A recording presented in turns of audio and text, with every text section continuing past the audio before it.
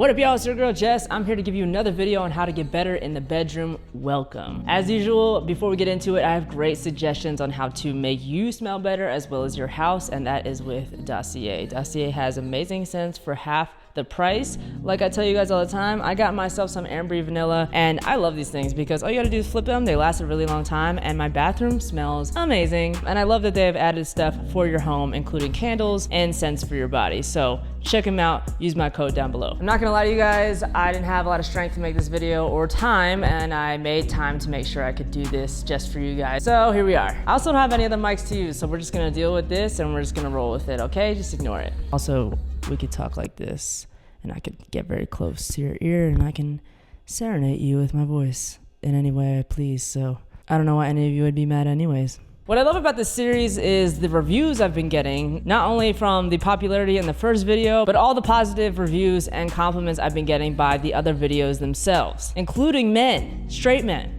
Which is so funny to me because I love hearing that a lot of straight men really want to improve their game, and they're putting their egos aside and they're really trying to help their girls out. And you know what? I can't even be mad. I might be a little defensive because, you know, this is not for them, this is for us, but I digress because the best place to learn about how to please a woman is from lesbian women, so I get it. I take it as a compliment. I appreciate y'all, and I'm here to give you guys the details and the importance of those details when it comes to getting down to it. If you haven't seen all the other videos, make sure you go check those out first, because I am gonna skip a lot of stuff just to get down to the nitty-gritty of what happens here and what you need to do to help women out before you get there. This is a lot of foreplay stuff. This is a lot of people who actually have the patience and the time, and those who are pleasers, and to put a lot of emphasis on the smaller things that a lot of people miss. I've talked about in my first video especially about how setting the mood is important. A lot of people talk about this, but I want to put emphasis on the fact that creating your own setting, creating your own vibe is curated by your own energy. And a lot of people don't think about that. If your energy is off, the vibe is gonna be off,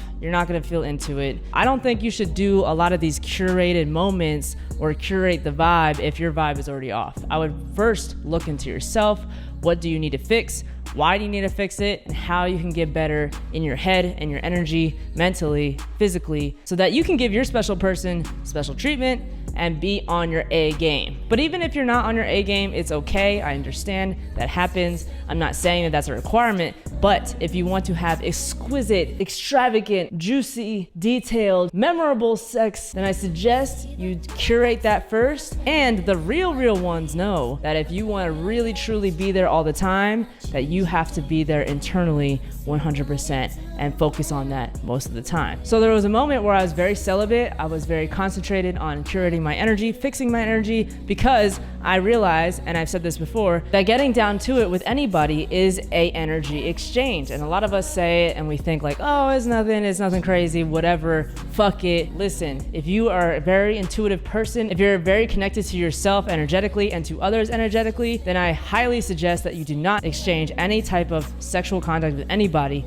until you feel better with yourself internally, or else that will spread to the people that you have sex with, or vice versa, and none of us want that. So a lot of times there was opportunities for me to get into it with these people, but I just didn't feel like their energy was right, and I knew if I did do anything with these people, even if it was just kissing, it would have exchanged that energy into me. Especially those who tend to be very insecure or are leeches and want to extract that energy from you, or are inexperienced, or talk negatively, or speak negatively all the time, or have a very dark energy within them.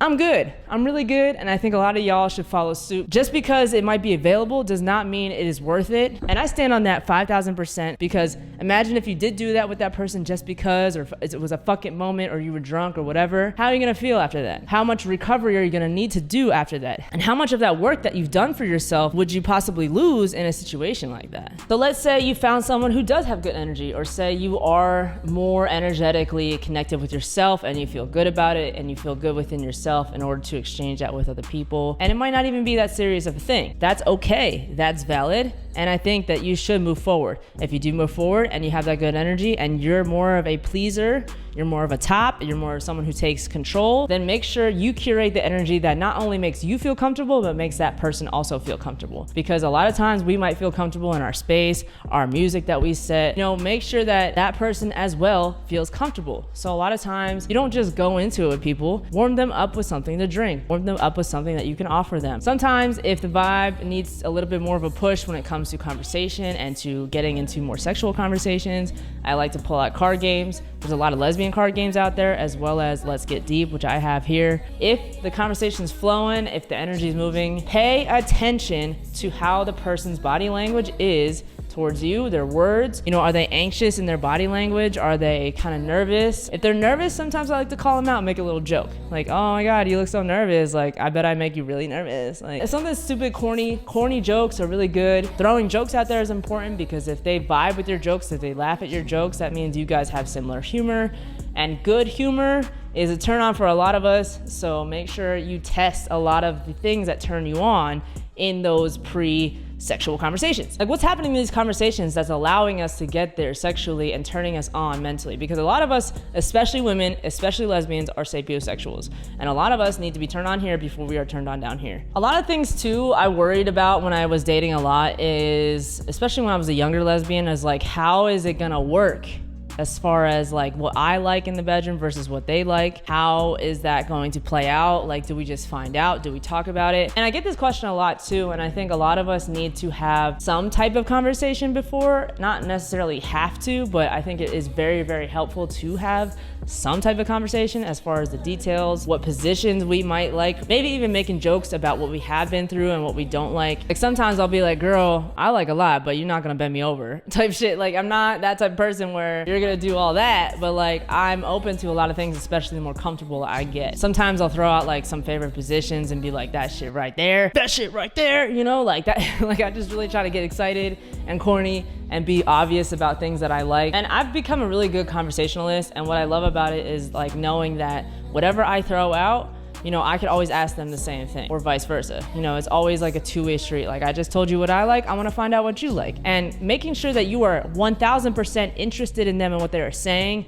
is key. And on top of that, eye contact. And I've talked about this in my other video as well. And side note, a lot of you guys who said you are autistic, I apologize. I didn't think about those people and that's my fault. I do understand that a lot of y'all can't actually make that type of eye contact. That's totally understandable. Those who can, use it. I think it's a very, very powerful tool, and that is one of my biggest tools I've ever used, and I love it, and so do the other people. But the eyes are the windows to the soul. If you don't know, now you know. The key is to seeing their soul, looking through the person, and being very engaged, being very prominent in how active you want to be in their conversations, in their interests, and being interested in them. The more you are actually interested in someone and show it in your actions, in your responses, in your body language, the more women get wet as hell because they're like, wow, someone actually gives a fuck. Even if you are someone who hasn't had a lot of experience, that's totally okay too. And I really encourage you to be more honest about the fact that you haven't had a lot of experience. A lot of people ask me like, how do I approach that? You just be honest. And if someone doesn't agree with your honesty or is being negative about it or pushing for a different reality as far as where you're at, then that might not work either. You have to have people who are understanding and who are willing to be understanding about your situation and where you are in your life, as far as where you're at in the bedroom, your experience, and where you want to go.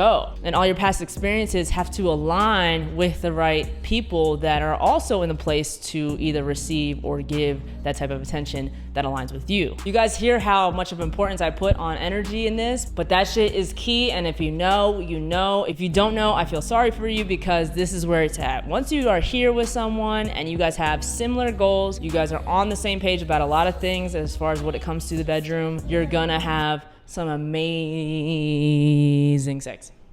Amazing sex, and I just want that for all of you. It never is worth it to just do it just because. Even if you're just horny or if you haven't had it in a while or it's a fucking moment, think about how you're gonna feel after. Be the person that thinks about your future self. The more you honor your future self, the happier you will be and the better sex you will find. You're only aligning to what makes sense for who you are as a person, and that right there is the key to manifestation and everything in life. Enough with the emotional shit, let's get into some of the details. Say say we're into it, okay? Here we are, we're in the bedroom, we're getting down to it. Mind you, there's a lot of other places that this could happen outside of the bedroom, okay? I'm big on that. I could do it in any situation, any place, because I love it that much, especially if it's the right person. And if they're down, I'm down, okay? And that's the first detail I will put out there that I haven't talked about, is that putting importance and emphasis on where and when and how you do it, and always putting some type of focus on that portion of doing it, that will allow for a lot more longevity in the bedroom, because we always talk about how lesbians have bed death. Lesbians over time just kind of lose the drive with each other. But I don't agree with that over here. I don't even agree with the honeymoon phase ending. And regardless if you're dating this person or this is just a fling, I'm always big on how can I continually grow and improve with this person, regardless if it's in the workplace, in the bedroom. Like, how can we continually do that? In life, we grow through experiences. And the more experiences we have sexually, the more we're gonna grow as far as how that sex expands and how we feel with ourselves and how that person feels. And trust me, being a memorable, good sex partner is a way better partner to be than anything else, in my opinion, because those are the memories and the thoughts that person's never gonna forget. Never ever gonna forget, okay? You're gonna give them the best sexual experiences they've ever had, because you were always paying attention to the fact that, hey, it's been a while since we've been out to do this. Hey, it's been a while since we've had sex over here. We've done a vacation, or we've tried different situations or different scenarios, or we've gotten sexual in places that we probably shouldn't have been. And even tapping into people's fantasies, always bringing those conversations up, checking in with them and how the sex has been going, just being vocal about it, talking about it. I love a good recap afterwards, talking about the good things that happen and maybe things that needs improvement or things that you still want to try, and always vocalizing fantasies. And if those fantasies grow, how is that person receiving that, and are they down to explore those things with you? We've had the conversations, we've had the eye contact, we've had the warm up, we're in the bedroom, we're in the situation that we put ourselves in intentionally to be sexual. Now we're in it. What's happening? I always start with something slow, soft, sensual, paying attention to their details physically, a good kiss, a good lap position, a good grab, a good hand placement, something where whatever you do is showing that person like, oh shit, like it's time to go. I've talked about the various degrees of aggression that you could use with people. I think being open to variation when it comes to that is also very important, because a lot of us don't want to just be sensual all the time. A lot of us want to be very aggressive, choked, slapped, pulled, you know, thrown around. If it's been a while, make sure you're intentional on doing that and getting that energy there. Sometimes people like fake conversations or fake arguments to get you to a place where it'll make you kind of angry sexually or frustrated, or even teasing someone enough to get them frustrated enough. A lot of us pleasers have to find or curate that energy as well. And for me, I've noticed that, like, if it's a sober day, if it's a middle of the day thing, if it's something that's kind of random, it's not normally so aggressive. It's kind of more on the sensual side. It's kind of more on the passionate side. Normally when I have more of those aggressive times, like that's a Henny night for me, which I never drink. And if I do, that's what that means. And for those who do like to drink, you know, I tend to notice that like that's normally what happens when they drink. You know, it just gets you into a different mindset to get you really like, Even sometimes emotionally, it's so aggressive or it's just very intense, and then that's what happens in the bedroom as well. Those moments be fun as hell, because I think no matter what you do and how aggressive you get, especially when it's a safe place and you've done this many times with this person, like anything goes. And it's like a playground, especially as women who love women.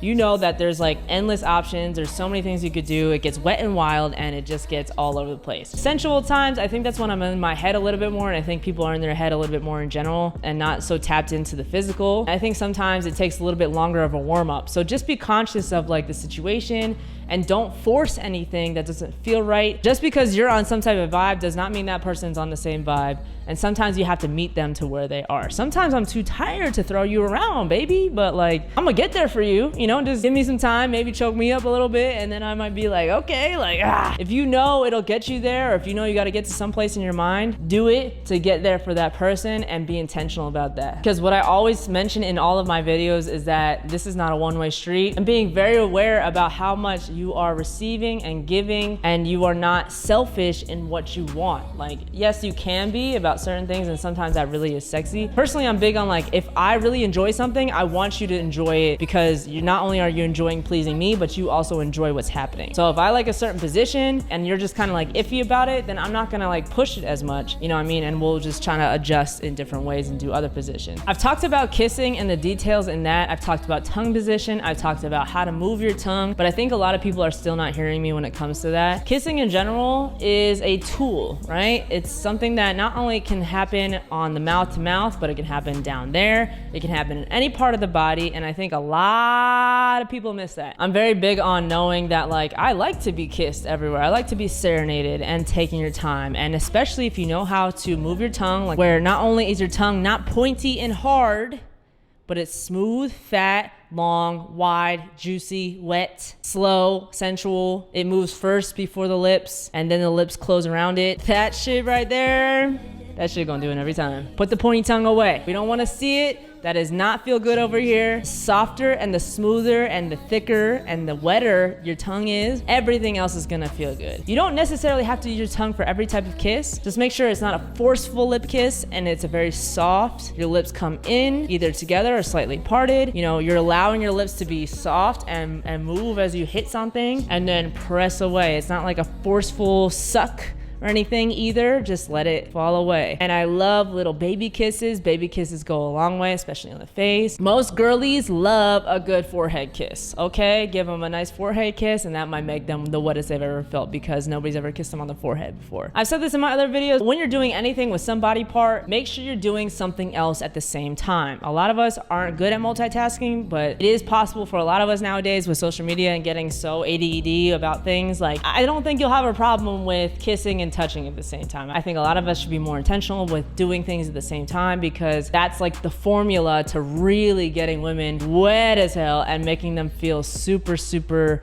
turned on because there's so much happening. What a lot of people miss with women is women are very big on feeling sensations and a lot of it at the same time. If a lot of sensations are happening to them at the same time, they're gonna get turned on as fuck. They're gonna feel so good and they're gonna be so wet for you. And that's exactly what you want. You just wanna continually find their favorite spots, utilize them with different ways. If they like their neck touched, kissed, sucked on, choked, grabbed, pulled, utilize that and do it in different ways. There's so many different things you could do and you can always get creative. And one of the most beautiful things about especially lesbian sex is that every time you do it with someone, it is never gonna be the same, ever. You could do the same positions, you could do the same order, but it's never gonna be the same. Because again, a lot of us are here and a lot of us feel and think about these things as it's happening. And if a lot of sensations are off or energy is off, we're not gonna get there. So if I'm just kissing you and that's it, it's not gonna be as good as if I'm kissing you and I'm grabbing your thigh or maybe grabbing the back of your head and pulling your hair back and then kissing on your throat and my tongue goes down your chest and then my hand glides down your back and I grab your lower back and then I start to lean you back, get my tongue closer and closer to your lower stomach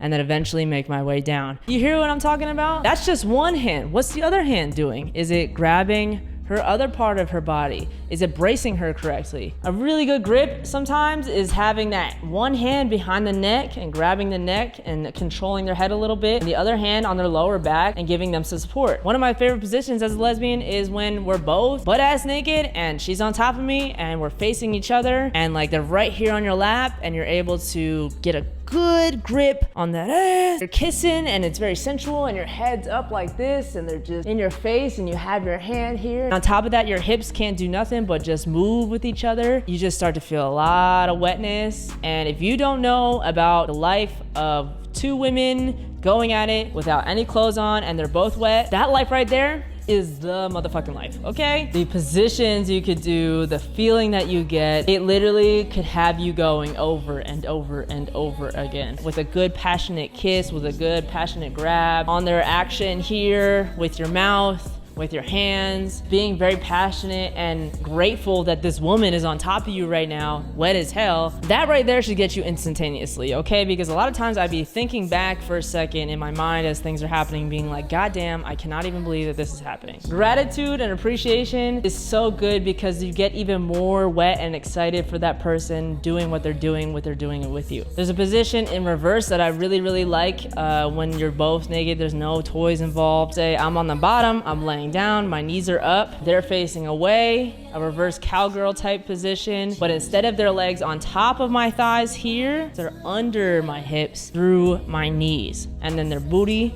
right there, okay? That contact and if they know how to throw it, that's it, okay? What I love about good positions and that type of action is that, like I said, it will be over and over and over. It will be waterfalls. It'll feel amazing. Say you're in a position where you can't really touch too much things. Like say you're somewhere where it might be a little dirty, or like a bathroom or something where you just can't really like lay down or get any type of position. You're kissing against a wall maybe, and then you flip them around, press them against the wall. A girl who loves to be submissive loves their head shoved into a wall, okay? Hand in their hair, push against the wall, pull it down, their head goes up, gets them every time. Getting your hand in front of them, grabbing their waist into your waist, and really feeling that contact with that ass is a great position, and that gives your hand the freedom to get in front of them while they're on you, and you can feel how they feel with your fingers, and you can go to town there. And on top of that, you can get in their ear. I love getting into a woman's ear. I love talking a girl through it. I love making sure that she knows where I want her to be and how I want her to get there. I love when a girl listens. I love when she likes the sound of my voice in her ear, and I love when she just loves to know exactly when she needs to get there.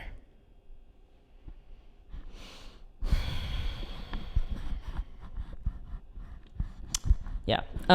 It's a really good position to get your arm here on their, or to kiss on their neck, to even just show them how much work you're putting in by putting your head down and really just going ham. Because some of us are short kings, need a little bit more leverage by bending down a little bit. To my short kings, don't be ashamed of your shortness. We love it. We always got to adjust a little bit, but us short kings put in that motherfucking work, okay? I salute us and I love us. I'm not short, I'm 5'5", I'm average. Y'all call me short, but I'm not short. Anyways, I get the job done, and I know y'all get the job done. And I don't want to hear that shit no more. I've talked about fingers before. What I love about fingers is not only can you feel what's going on, but there's so many different variations you can use with these guys. We love a good 2-finger. Sometimes I like to do these, but these two are usually my go-to. Sometimes I like to hit a Spider-Man. When you are going in and you're inserting, okay, the key is to push down, like I'm faced like this, right? And say my hand's coming from behind. Like, so in that same position where the girl's in front, you're gonna push down on that area from the top button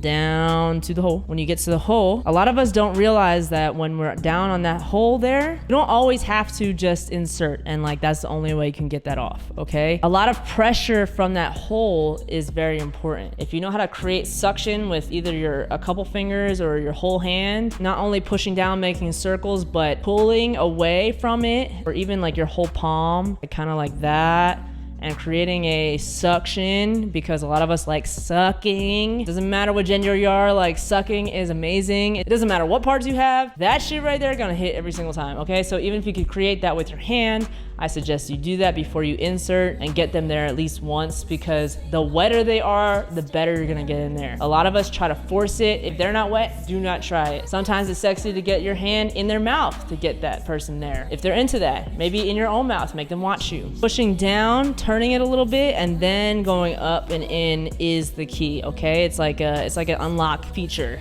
It could be one smooth motion, it could be a couple different motions, but take your time. And what I like about taking your time is that you can see the reactions and build the reactions. You should feel that thing swollen, okay, in some type of way, and there should be a lot of wetness going on. It should slide in easily. A lot of us know about the G-spot of that 2-finger rule. It's around here where your fingers need to be, and we just kind of make a wave motion where you're pushing with these guys or with these guys up on top in there. Good wave, and being controlling of a wave is super important, because girls not only like a good tempo, an intentional stroke, but they like a smooth, consistent motion. A smooth, consistent motion is gonna do it every single fucking time, and girls eat that shit up because that is the way you build to that point. A lot of them need to get there mentally and to feel safe in getting there, because they know that there's a build there and they're feeling it as it's happening. As I've talked about before, multiple things are happening. Maybe I'm kissing their lower stomach as I'm going in. Maybe I have my hand on their throat. Use whatever tools you have around you to make it more diverse and to make more things happen than just just one thing, because that right there is going to show them how intentional you are and how much you really love what you're doing. If you don't love what you're doing, sweetheart, don't do it. If it's mid, get out, okay? We don't have time to waste energy like this no more. If you are going into the other hole, if you are a person that likes to do that, or if you're someone who likes to receive that, make sure you guys have that conversation, because you definitely don't want to spring that on them just because. Always have that conversation before. That is something that is very important that you discuss and review before you do go there with someone. So a lot of times you have to know that they are clean and that you're okay with that and they're okay with that, and like what they do like. What I found in my history, that a lot of women don't really like a lot of penetration in that area, but they do like a good kiss, a little suck. Eating the groceries is something I'm not afraid of and I'm proud of, and I think it's fine. I think it's sexy, especially when you hit all of the parts at the same time. If you can let me pin your legs together and pull you back like I'm changing your goddamn diaper and like licking the whole thing, that's the type of person I am. Maybe you aren't that type of person, totally fine. Maybe you just like to tease or something like that, or even just use your hand, totally okay. That same technique with the suction can be applied to that hole as well. Other fun things I haven't discussed is things like shibari, which is a Japanese practice of rope tying on people. I love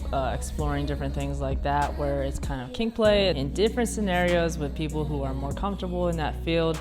More BDSM type stuff, choking, blindfolding, suspending and restraining, even things like a sex swing, or even different toys that you could use, or even just going to like a sex shop together and finding things to use with each other. Someone who is down to explore and be open with certain things is usually the best type of partner to have, because it'll never get boring and you guys will always have endless options of playtime. Even down to practices like tantric sex, where you are intentional about a certain sensation with each other and sharing a connection that could be something that is not even touching each other. In the past, I've tried things like eye contact for 5 minutes straight, where you guys literally just sit apart from each other and make eye contact without anything else. No distractions, no talking, and really trying to look at the person through their soul. You'll feel a very interesting sensation and newfound connection with someone when you're able to unlock that type of connection. A lot of us struggle with eye contact and get so nervous with that, but when you practice intentionally about breaking that anxiety of that, you'll see how much more connected you can get with people. Other exercises I like that I've tried are things like where you do the opposite and you blindfold each other and sit across from each other and just feel each other. Feel the sensation instead of actually seeing what you're doing, because sometimes we lose sight literally of what we're doing through our touch and don't realize the importance and the value of how a powerful touch can be when we lose our eye contact, because we're just relying on that sensation. This practice of breaking down sensation is super cool, because you start to realize how important these sensations are and how other people feel when these sensations are happening. I've even gotten further with people, especially in times where we're both very comfortable and they trust me and I'm able to blindfold them or suspend them or,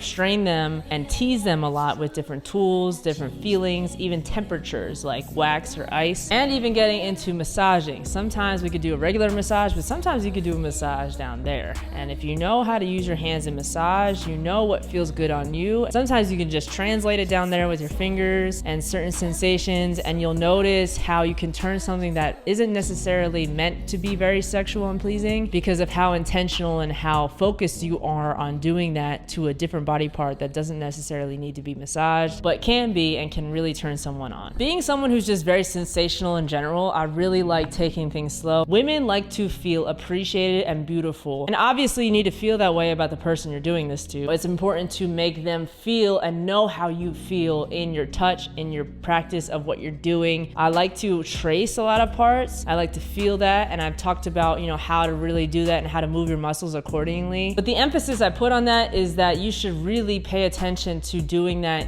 intentionally all the time. Where are your hands? How are you touching this person? Is it aggressive? Is it soft? Is it rough? Is it sturdy? Are you pulling them in a certain direction? Are you directing them in a certain direction? Are you bracing yourself? Are you able to lead? Are you able to follow? And do you feel awkward at any point? If you do feel awkward, be vocal about it, or move your body position in a different way, or ask to be in a different position. A lot of us are afraid to talk or be loud or say things or laugh during sex. And a lot of us need to lose this weird idea that you can't do any of that during this, because the more humane you are when you are doing doing this, the more people feel more free to be who they are when they are doing it. And that's when it's the best. Especially when you get older, you realize that it is way better when people are just being real and you're having a real energy exchange where it's very comfortable, and to just let things flow. If it's verbal, if it's physical, whatever, like that's how it should feel and how it should be. I've also talked about how body position is important and how bracing yourself is important when you are a pleaser and you are performing certain tasks. But what people should really know is that not only does it take a lot of physical effort, but it takes a lot of knowledge in knowing how to make certain parts of your body stiff and sturdy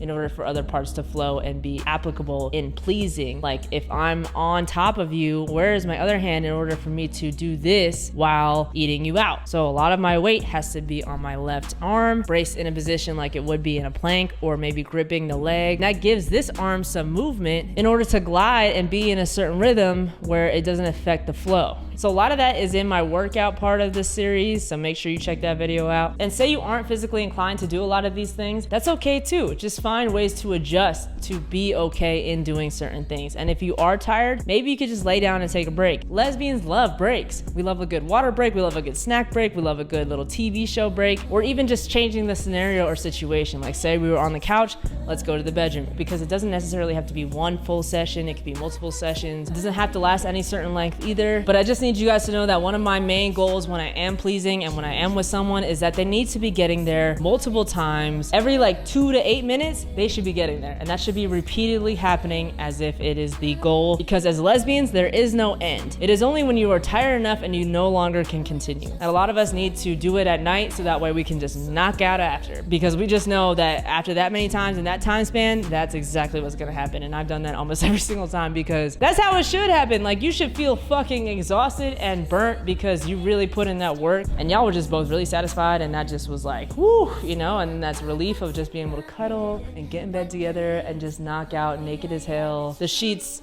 fucked up. Like that's how you know is that good shit, okay? And that's how it should be ending most of the time. And sometimes if it isn't that amazing and say it's just like kind of like that is okay too, because it doesn't make it any less valid. A couple other honorable mentions I haven't talked about before is don't underestimate the power of a little bump. What I mean by that is say we're back in those types of positions where we're both naked, there's no toys involved, and we're just relying on contact with each other. A little bump goes a long way, because again, it's creating that suction. Your parts are already like kind of caved in, right? And when they're both, that's when that feeling really hits, because you're feeling this pull, this suction, and that wetness. And oh man, it's just gonna hit every single time. And if you know, you know. I love that shit so much. It feels amazing. So what I mean by that movement is just a little bit like a rise of the hip and a push back down. You're just in a position where you are in control of the movement. Don't be afraid to sit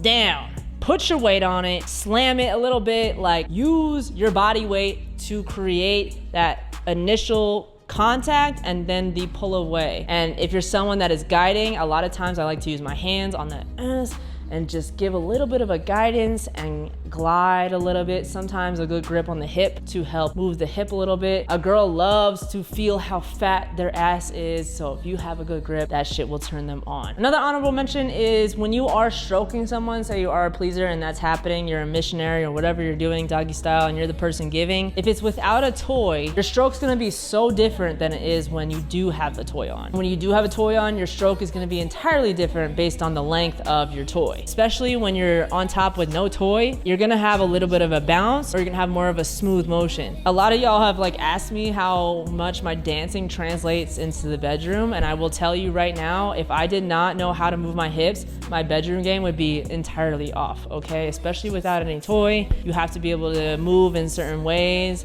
either up and down, figure 8, and around, whatever. If you find a good rhythm, if you find a good pattern, you know, and they're enjoying it with their body language. And when you do have that toy on, I always, like I say, use the harness because that is most sturdy, with a metal ring because it doesn't bend. I've always found that the bigger, obviously, the better stroke you can have, the more fun you can have with it. But it feels better with a smaller one when you're giving, because you have more contact and you have less distance when you're making contact with the final position. Because a lot of us get that sensation from the contact. You feel that pressure at the end. Whew, that shit right there gonna do it every time. The details are so fucking important. Multitasking, knowing how to curate your own energy and protect your own energy and exchange energy properly, using special tools, switching things up, tantric exercises, different toys, different scenarios. All these things will help your game grow, will help your relationship grow with that person, and will also allow you to trust yourself and other people to explore more things and to feel more confident in the bedroom. Because at the end of the day, if you don't have a lot of experience,